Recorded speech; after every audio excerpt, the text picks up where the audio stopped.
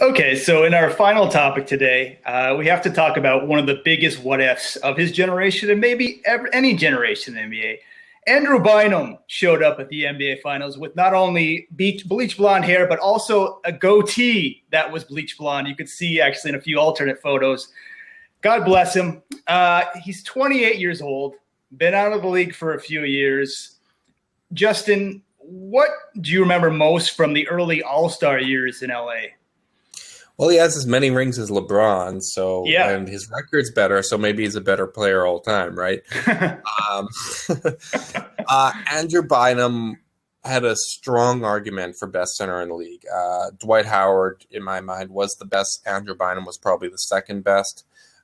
It's amazing looking back at that three-team trade where Dwight Howard went to LA, Bynum to Philly, and Iguodala to Denver, I believe. It's amazing that Denver was the one that won the trade and Iggy left after a couple of years. Just injuries were a big factor for it. There were reports that he didn't really like playing basketball that much, which has been kind of a consistent thing with guys of that height. Like when you can walk and chew gum and you're 7 feet tall and you're big and strong, you will have a spot on an NBA roster. He was very, very talented, but his personality just didn't mesh with it. Injuries also were the biggest setback. So those combining factors just really derailed a promising career. Phil, we got four teams. The Lakers, Sixers, Cavaliers, Pacers. You coined the phrase the Bynum effect. Explain to people who haven't heard about it yet.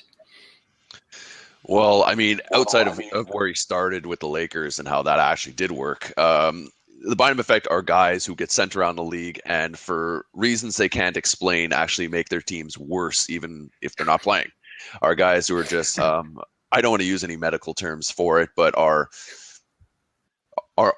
net negatives, we'll say. And Andrew Bynum outside of that system, I mean, look, to be perfectly fair, when he was with LA, people were saying, and this is one of the arguments that people have for Kobe. It's like, oh, he won rings without Shaq. I'm like, you had Powell and Bynum when Bynum was arguably a top two center and Powell was one of the best power forwards in the game. Don't pretend like you didn't replace Shaquille O'Neal with a more than serviceable front court addition. But he was one of those guys that, I just think he let his attitude, like you said, take effect. And it's funny, we were talking about J.R. Smith earlier, and now we talk about Andrew Bynum and guys who just don't put it together mentally. Both those guys have ungodly talent. I mean, look, if Andrew Bynum had just from day one been like, okay, I'm coming from high school, I'm just going to play really, really well, put my head down and do this till I'm 33, I think we're talking about a way different player at this point because his ability at 7 foot, he was fairly athletic. He was broad. He was taller than Dwight. He had a slightly better offensive game in my mind than Dwight. He was a little more balanced. Like he was one of those guys that I would never worry about. And then I saw what happened. I mean, yes, injuries derail, but I think he's another classic case. I mean, look, is it any surprise on some level that we're talking about two guys who came right from high school, and this is why the NBA is going away and making you spend 1 year in college? Justin, do you think if he had mentorship, was around the right people, he'd be still an all-star today? I don't believe so. The injuries were obviously a big factor. I don't know if changing situations changes that reality.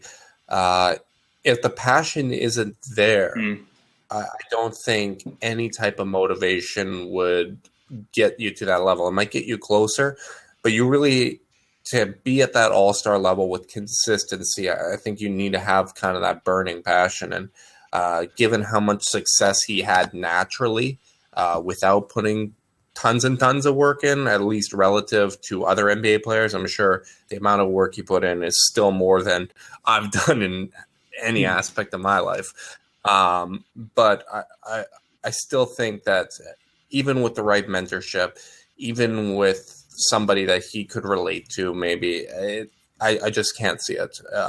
It's unfortunate, but he made a pretty good living in the NBA. He experienced success. It just wasn't a very long period of success. Yeah, Andrew Bynum, one of the biggest cautionary tales of this era. Phil, I'll throw it back to you to wrap up. All right, guys. Well, thanks for watching online here, for joining us on Blab. This is how we're doing a lot of our new shows. And join us for many shows coming forward on hoopslounge.com. Obviously, the regular season is winding down, but we have a bunch of draft talk, previews, Olympics, Worlds, basketball never ends. It's 24/7, 365. So from Justin, Mark, and myself, Phil, catch us on Twitter all the time. We'll put the description below, and we'll catch you next time in the lounge.